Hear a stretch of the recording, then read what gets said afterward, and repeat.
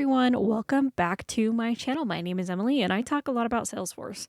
Today we're going to be going over how to create a date time field. So this is a field where you're able to enter not only the date but also the time, as one would probably guess from the title of the field. So let's just go ahead and jump into this example. So I have a new custom object called class.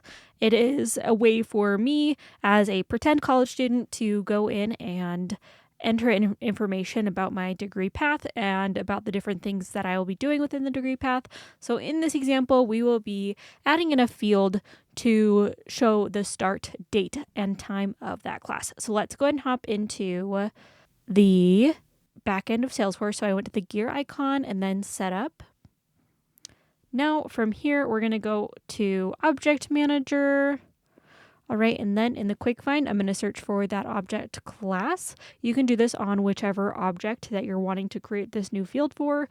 So I went to fields and relationships. Now I'm going to go to new.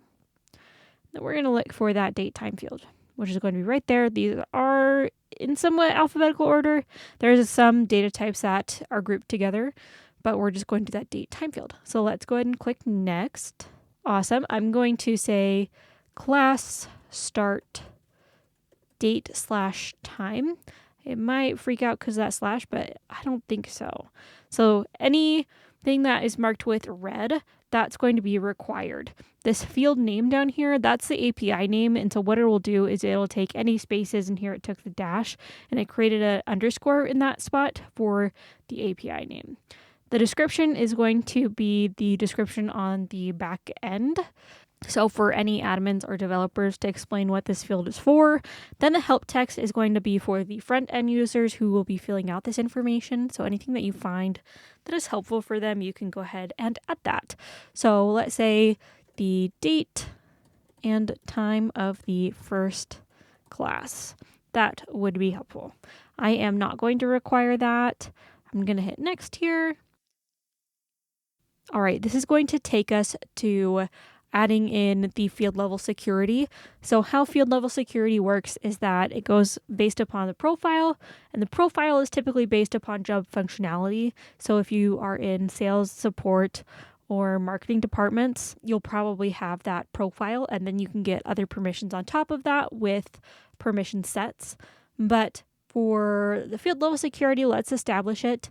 So you can choose visible for everyone or read only. So what that does is if visible is unchecked, read only is unchecked. You can't see that when you go onto the page of it, onto the record.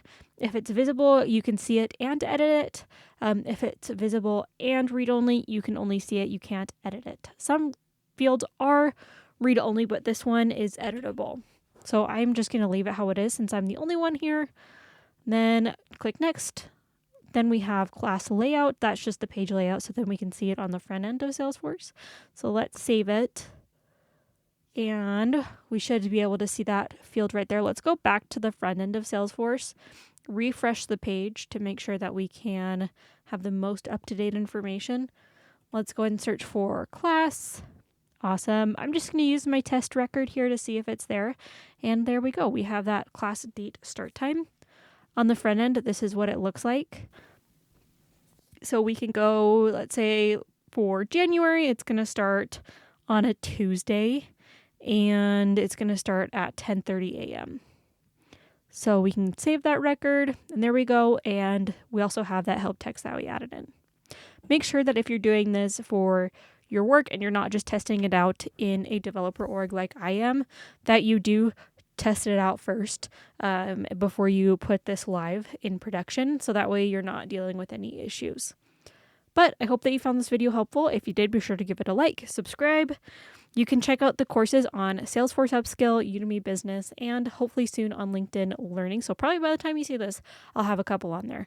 But thank you so much. I'll catch you guys in the next one.